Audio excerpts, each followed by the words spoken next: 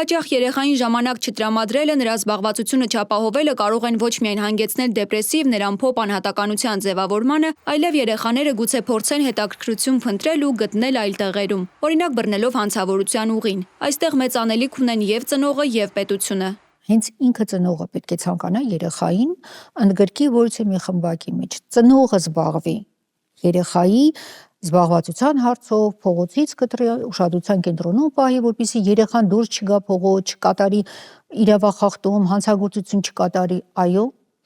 եւ պետությունը իր կողմից արդեն պետք է համապատասխան անվճար խմբակներ լինեն։ Ծնողի դպրոցի հիմնադիրն ասում է, ամենատարածված խնդիրը, որով ծնողները դիմում են իրենց, հետևյալն է. ինչ անեմ, որ երեխաս լսի ինձ, իսկ դրա լուծումը պարզվում է այդքան էլ բարդ չէ։ Դրան մի մեթոդ կա՝ լսել երեխային, որովհետև մենք շատ չենք սիրում լսել, մենք ծնողներս շատ չենք սիրում երեխային լսել